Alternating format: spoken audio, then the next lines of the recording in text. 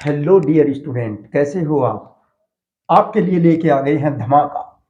कैसा धमाका? चलिए जान लेते हैं धमाका। एसएससी जीडी कांस्टेबल 2023-24 भर्ती। केंद्र सरकार के SSC staff selection commission board ने वैकेंसी निकाल दी है कांस्टेबल भर्ती के लिए, जर्नल ड्यूटी कांस्टेबल के लिए, जिसमें कुल पोस्ट हमारी टोटल पोस्ट 26,146 भर्ती होनी है। और जो कि 2023 और 2024 में 2023 से आवेदन हो जाएंगे। अब अंतिम चरण चल रहा है, अंतिम पड़ाव है 2023 का, और 24 में ये भर्ती पूरी हो जाएगी। मात्र एक साल से पहले ही 24 के सितंबर या अक्टूबर तक ये भर्ती कंप्लीट हो जाएगी, ऐसा सरकार का कहना है। और यदि आप सरकारी नौकरी पाना चाहते हैं तो बने रहिए हमारी वीडियो के साथ। और यदि आप भी एक सैनिक की नौकरी लेना चाहते हैं तो देखिए क्या क्या योग्यताएं हैं और क्या क्या अहर्ताएं हैं जो आपको पूरी करनी है इस भर्ती के लिए। चलिए जान लेते हैं। देखिए 26,146 वैकेंसियां हैं पूरे भारत के लिए। 26,146 वैकेंसियां हैं और जिसकी आयु सीमा निर्धारित की गई है। यदि आप 18 वर्ष की आयु प्राप्त कर चुके हैं, यदि आप 18 वर्ष की आयु प्राप्त कर चुके हैं और आप 18 वर्ष से 23 वर्ष की भी आपकी आयु है तो आप इसके लिए आवेदन कर सकते हैं।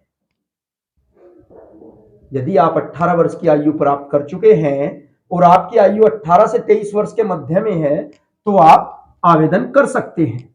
चलिए देख लेते हैं आगे क्या है। आपका जन्म 2001 से 6000 के बीच में होना अनिवार्य है। देखिए भर्ती में सरकार ने हमारी आयु में छूट भी दी है। आयु में छूट, अन्य पिछड़े वर्ग को 3 वर्ष की छूट है, ओबीसी वर्ग बोलते हैं जिसे। टोटल हमने हिंदी में कन्वर्ट करके हिंदी में आपको बहुत अच्छे तरीके से समझाया जाएगा। अन्य पिछड़े वर्ग को 3 वर्ष की छूट है। और अनुसूचित जाति जिसे बोलते हैं एससी, अनुसूचित जाति के लिए 5 वर्ष की छूट का प्रावधान किया गया है।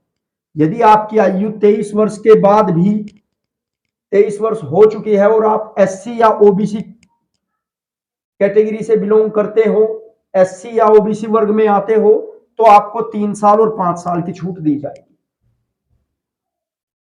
अनुसूचित जाति में आपको 5 वर्ष की छूट मिलेगी और अन्य पिछड़े वर्ग में आपको 3 वर्ष की छूट मिलेगी। यानी कि अन्य पिछड़े वर्ग की आयु में 3 वर्ष की छूट होकर कहां पहुंच गए? 26 पर। तो आप 26 वर्ष की आयु तक भी इस भर्ती के लिए आवेदन कर सकते हो। और अनुसूचित जाति में यदि आप संबंधित हो और आप 23 वर्ष की आयु प्राप्त कर चुके हो तो आपको कितनी छूट है? 5 वर्ष की। तो आपकी आयु यदि 28 वर्ष भी है तो भी आप आवेदन कर सकते हो इस भर्ती के लिए, अनुसूचित जाति वाले। अब आती है हमारी योग्यता। आपको चाहिए क्या? आवेदन तो कर लेंगे, आप आयु में पूरे हो गए। हाँ भाई, हम 18 हो रहे हैं, हम 25 हैं, हम 27 हैं, हो गया हमारा काम। लेकिन आगे उसकी योग्यता सुन लीजिए। योग्यता आपकी किसी भी मान्यता प्राप्त बोर्ड से 10वीं कक्षा पास। किसी भी मान्यता प्राप्त बोर्ड से आपको 10वीं पास होना अनिवार्य है।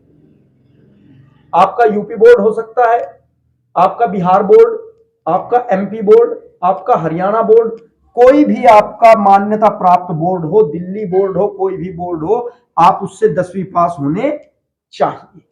यह योग्यता हो गई।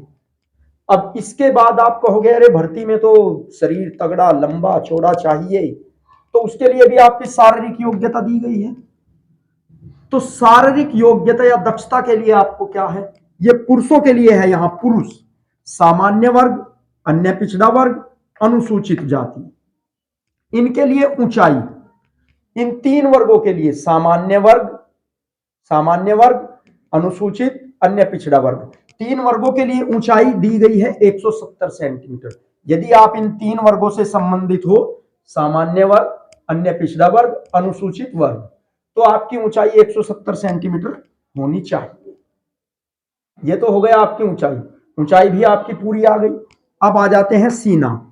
सीना आपका 80 से 85 सेंटीमीटर, यानी कि सामान्य जो सीने की माप है ऐसे सीधे खड़े होके वो 80 सेंटीमीटर होनी चाहिए, और जैसे आप पंप मारो यूं करके आपका सीना हो जाना चाहिए 85 सेंटीमीटर।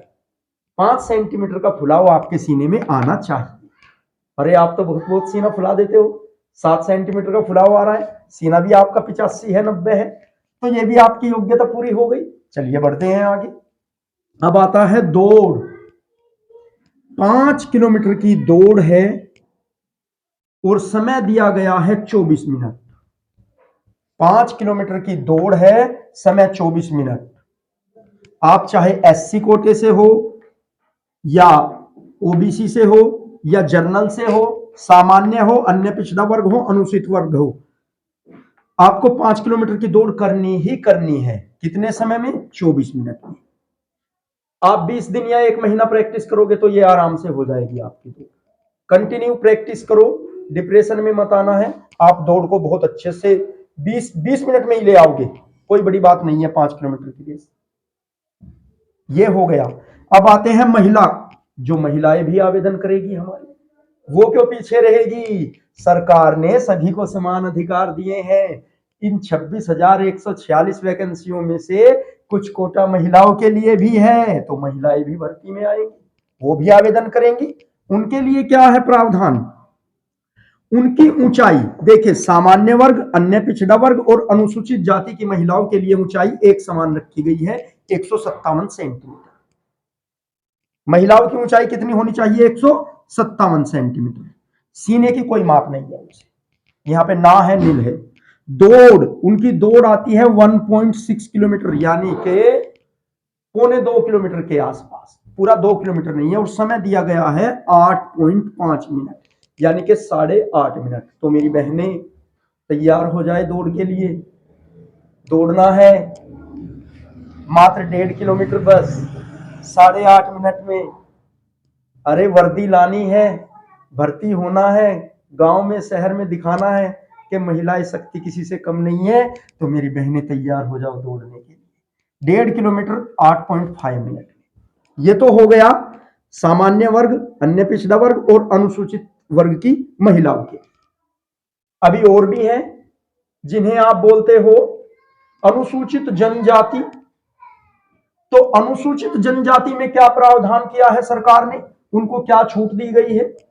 शारीरिक योग्यता, पुरुषों के लिए अनुसूचित जनजाति में ऊंचाई रखी गई है 162 सेंटीमीटर। तो मेरे भैया, यदि आप अनुसूचित जनजाति से संबंधित हो, आपका जन्म 2001 से 2006 के बीच में हुआ हो, 18 वर्ष से आपकी आयु 23 वर्ष हो गई हो, और आप छूट के दायरे में आते हो, आप 10वीं पास हो और आप 162 सेंटीमीटर की ऊंचाई रखते हो, और आप देश की सेवा करना चाहते हो एक सैनिक बन के, तो आप यहां पे आइए, आवेदन कीजिए।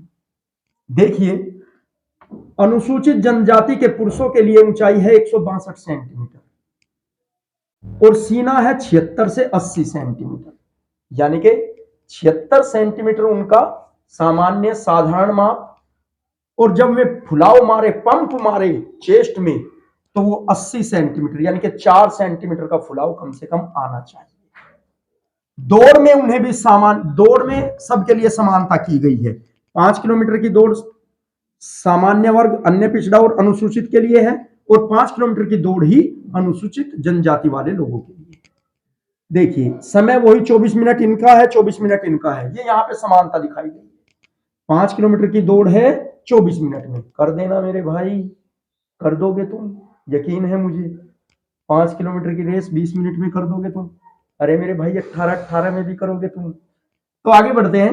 अब देखते हैं महिलाएं, जो हमारी बहनें हैं, उनके लिए अनुसूचित जनजाति में महिलाओं के लिए 150 सेंटीमीटर की हाइट ऊंचाई रखी गई है। 150 सेंटीमीटर की महिलाएं आवेदन कर सकती हैं, और उनकी दौड़ 1.6 किलोमीटर, समय 8.5 मिनट, यानी कि 8.5 मिनट में उन्हें भी 1.6 किलोमीटर की दौड़ पूरी करनी है। इसके बाद जो हमारे आवश्यक दस्तावेज, आप यहां तक तो हो गए, अरे ये सब तो हमारे पास है, 10वीं पास भी है, हमारी आयु भी रह रही है, ऊंचाई भी है, सीना भी है, दौड़ भी कर देंगे, लेकिन अभी सस्पेंस बनाए रखे, धैर्य बनाए रखे, पिक्चर अभी बाकी है, थोड़ा ध्यान दो आगे। आवश्यक दस्तावेज, आपको आवश्यक दस्तावेज क्या क्या चाहिए? आधार कार्ड सभी के पास है, भारत सरकार ने बहुत पहले बनवा दिए। उसके बाद मूल निवास प्रमाण पत्र, मूल निवास प्रमाण पत्र आपका रहने वाला स्थान, आपका उसमें विलेज, गांव, तहसील सब सब आ जाएगा, प्रदेश वगैरह, ये आपका मूल निवास रहने का स्थान आ गया। जाति प्रमाण पत्र, आपको एक जाति प्रमाण पत्र भी रखना होगा अपने पास, कि जिसमें आपकी जाति को दर्शाया जाएगा कि आप अन्य पिछड़े वर्ग से संबंधित हो, या सामान्य वर्ग से संबंधित हो, या अनुसूचित जाति से संबंधित हो, या अनुसूचित जनजाति से संबंधित हो। ये जो हमारा प्रमाण पत्र है यही तो हमें छूट दिलाएगा। यदि आप प्रमाण पत्र नहीं लगा रहे हो और आप क्लेम कर रहे हो कि मैं तो अनुसूचित जनजाति से हूं, तो जब तक आप अपना प्रमाण पत्र नहीं दिखाओगे तो आपको छूट नहीं मिलेगी। तो इसलिए आपका प्रमाण पत्र बहुत ही महत्वपूर्ण होता है। इसके बाद है हमारा 10वीं की मार्कशीट, ये तो आप 10वीं कर चुके हो तो आपके पास होगी। इसके बाद आपके फोटो और आपका हस्ताक्षर, ये हो गए आपके आवश्यक दस्तावेज। इसके बाद शुल्क, आप कहोगे कुछ देना भी है क्या, कितना खर्च आएगा ये सब करने में? ये तो हमारे पास है, कब का तैयार करवा के रख लिया हमने। आज की जनरेशन बहुत ही इंटेलिजेंस है, बहुत होशियार है, तो सब कुछ आपने कर लिया, ये सब आपके पास है। तो आप कहोगे शुल्क कितना है? शुल्क इसके लिए आवेदन शुल्क, सामान्य, अन्य, पिछड़ा वर्ग, बस दो ही वर्गों से शुल्क लिया गया है, सामान्य वर्ग से और अन्य पिछड़ा वर्ग से 100 रुपए शुल्क, इसका आवेदन शुल्क है 100 रुपए। और अब आता है महिला उम्मीदवार, सामान्य, अन्य, पिछड़ा, महिला व अन्य सभी वर्ग, उसमें आपका अनुसूचित जाति, अनुसूचित जनजाति और महिलाएं सभी आ गए, तो उनसे शुल्क है हमारा 0, उनसे कोई शुल्क नहीं लिया जाएगा। जो भी आपका चार्ज लगेगा इंटरनेट खर्च होगा बस, और कोई चार्ज नहीं है। उसके बाद आता है शारीरिक रूप से असहाय, शारीरिक रूप से असहाय है तो उन्हें तो क्या लेंगे, नीलाम है। चलिए आगे आती है, अब ये सब आपके पास हो गया, दस्तावेज हो गए, 100 रुपए भी आपके पास है, तो आप फॉर्म भरने जाओगे, आप कहोगे सर कब जाना है? तो ये देखिए यहाँ पे आवेदन तिथि 24/11/2023 से 31/12/2023, यानी कि 24 नवंबर से हमारे आवेदन शुरू हो चुके हैं। 24 नवंबर से 31 दिसंबर तक आप किसी भी दिन जाके अपना आवेदन कर सकते हो, जन सेवा केंद्र पर या इंटरनेट पर अपने घर पे भी कर सकते हो आवेदन। उसके बाद आप कहोगे सर कौन से विभाग में आवेदन करना है? देखिए हमारे विभाग कौन कौन से हैं। BSF, border security force, CISF, centre industrial security force, SSB सशस्त्र सीमा बल, सीआरपीएफ केंद्रीय reserve police force, ITBP Indo Tibet border police, AR Assam rifle, SSF secretariat security force. तो ये हमारे कुछ विभाग हैं, कुछ फोर्स, कुछ सेनाएं दी गई हैं जिनमें आप आवेदन कर सकते हो। किसी को बीएसएफ की चॉइस है फर्स्ट चॉइस, किसी को सीआईएसएफ की चॉइस है, किसी को आईटीबीपी की चॉइस है, किसी को सीआरपीएफ की चॉइस है। तो आप अपनी चॉइस के अनुसार अपनी विभाग चुन सकते हैं। प्रत्येक विभाग में आपको वैकेंसियां बताई गई है। टोटल वैकेंसियां 26,146 हैं। बीएसएफ में हमारी 6,174 वैकेंसियां हैं, सीआईएसएफ में 11,025 हैं, और एसएसबी में 635 है, और सीआरपीएफ में है 3,737, और आईटीबीपी में है 3,189, और असम राइफल में है 1,490 वैकेंसियां, और एसएसएफ में है हमारी 296 वैकेंसी। अब यहां से आप अपनी चॉइस की 2 या 3 फोर्सेज डाल सकते हो। उसके बाद आता है परीक्षा केंद्र। सर परीक्षा केंद्र कहां पे होगा? परीक्षा केंद्र के लिए पूरे भारत में अलग अलग परीक्षा केंद्र बनाए गए हैं, क्योंकि केंद्र सरकार ने भर्ती निकाली है तो पूरे भारत के लिए निकाली है, सभी राज्यों के लिए निकाली है। तो पूरे भारत में अलग अलग परीक्षा केंद्र बनाए गए हैं। जो भी आपके नजदीकी परीक्षा केंद्र हो, जैसे देहरादून, मेरठ, दिल्ली, बरेली, आगरा, जो भी आपको नजदीक, आपके नजदीक हो, उड़ीसा, भुवनेश्वर, त्रिवेंद्रम, बिलासपुर, भागलपुर, पटना, जो भी आपको नजदीकी परीक्षा केंद्र है, तो आप फर्स्ट, सेकंड, थर्ड चॉइस में वो भर सकते हो, तो आपका सेंटर वहीं पर ही जाएगा। उसके बाद आता है परीक्षा का माध्यम। परीक्षा का माध्यम क्या होगा, यानी कि परीक्षा किस भाषा में होगी। तो परीक्षा का माध्यम हमारे दो माध्यम है, हिंदी व अंग्रेजी। आप हिंदी में भी परीक्षा दे सकते हो, आप अंग्रेजी में भी परीक्षा दे सकते हो। कंप्यूटर आधारित परीक्षा, आपके कंप्यूटर पर आधारित परीक्षा होगी। कंप्यूटर आपको दे दिया जाएगा, उसमें ही आपकी परीक्षा होगी। प्रश्न संख्या, प्रश्न पत्र क्या होगा, एक आपको जो प्रश्न पत्र आएगा कंप्यूटर में, तो उसमें प्रश्नों की संख्या होगी हमारी 80। कितने प्रश्न होंगे, 80 प्रश्न होंगे, और कुल अंक होंगे 160, यानी कि एक प्रश्न के 2 अंक होंगे। एक प्रश्न कितने अंक का है हमारे, एक प्रश्न हमारे 2 अंक का है। तो ये बात यहां तक आपको क्लियर हो गई, समझ में आ गई कि एक प्रश्न 2 अंक का है, ठीक है। और समय अवधि आपकी रहेगी 60 मिनट, ये मैं यहां पे लिख नहीं पाया हूं, यानी कि समय अवधि 1 घंटे में 60 मिनट में आपको 80 प्रश्नों को हल करना है। 60 मिनट में आपको 80 प्रश्नों को हल करना है। और विषय क्या क्या है आपके, देखिए कौन कौन से विषय से हमारे प्रश्न आएंगे। 4 भाग बनाए गए हैं हमारे, और प्रत्येक भाग में 20 प्रश्न है और 40 अंक है उनके लिए, ठीक है। सामान्य तर्क शक्ति, जिसे आप बोलते हो रीजनिंग, रीजनिंग बोलते हो जिसे, सामान्य तर्क शक्ति के आएंगे हमारे 20 प्रश्न, और प्रत्येक प्रश्न 2 अंक का होगा, और 20 दूनी हो गए 40, तो 40 अंक आपको मिलेंगे यहां से। कितने मिलेंगे, 40 अंक मिलेंगे आपको, यदि आपके 20 के 20 प्रश्न सही हैं तो। उसके बाद दूसरा विषय है हमारा सामान्य ज्ञान। सामान्य ज्ञान के अंदर आप क्या पढ़ोगे, भारत का भूगोल, भारत का इतिहास, नई पुरानी जीके, करंट अफेयर्स, खेल जगत, सिनेमा, फिल्में, कृषि, ये सब आपके सामान्य विज्ञान में आते हैं, सामान्य ज्ञान में से। तो इसके भी आपके 20 प्रश्न होंगे, और प्रत्येक प्रश्न 2 अंक का होगा, और आपको मिलेंगे 40 अंक 20 के 20 सही होने पर। उसके बाद आता है आपका अंक गणित।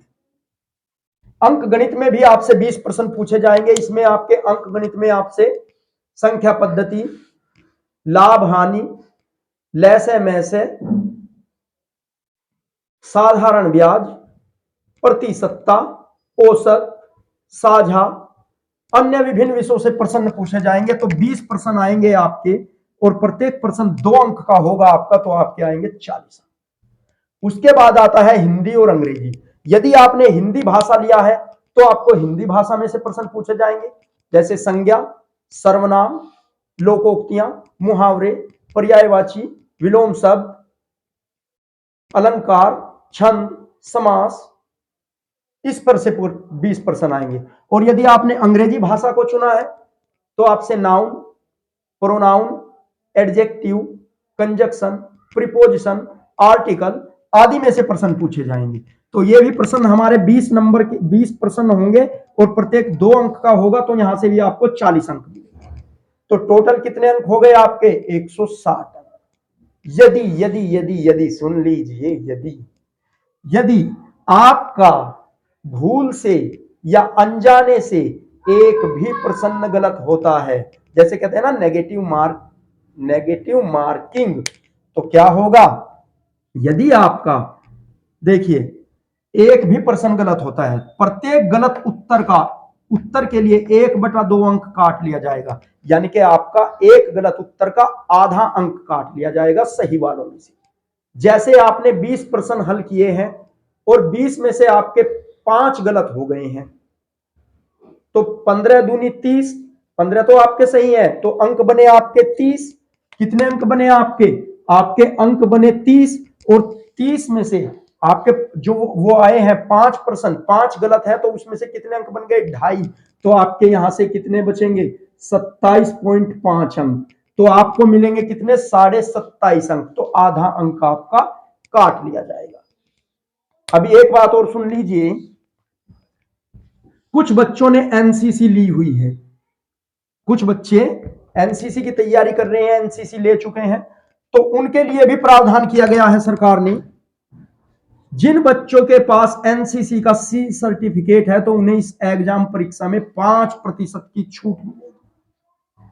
5% उन्हें उनके अंक सी सर्टिफिकेट के जुड़ जाएंगे। अब आप देख सकते हो 160 का 5% कितना, इतने अंक सी सर्टिफिकेट के मिल जाएंगे आपको।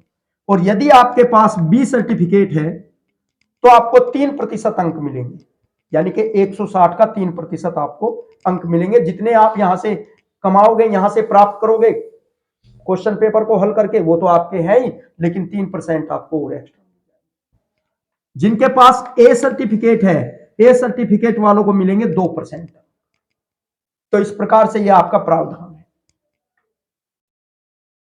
अब बात करते हैं परीक्षा कब होगी।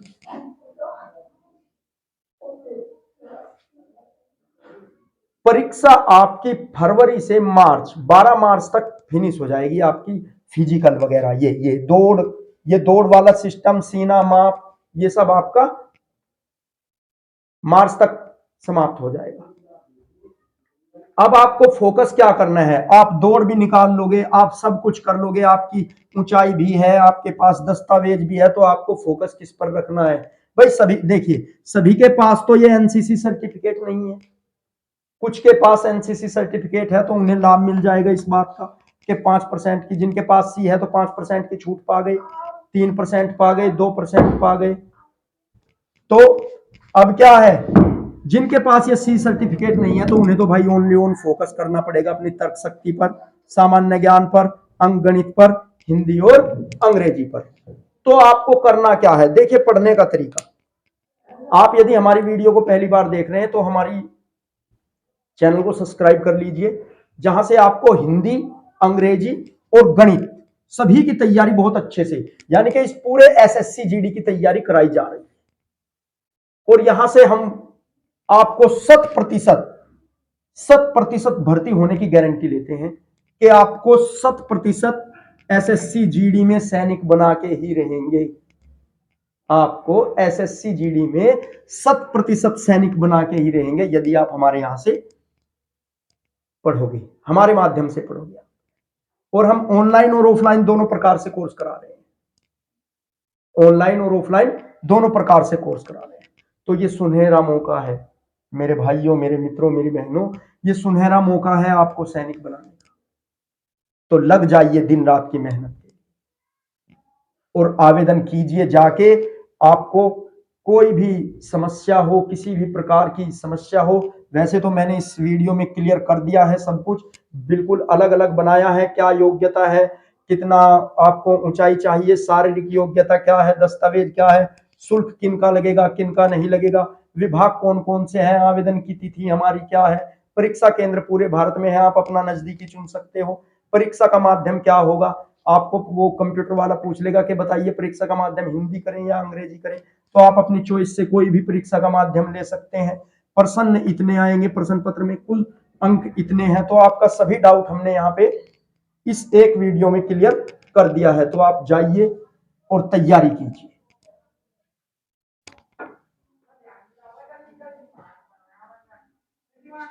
पापा जी।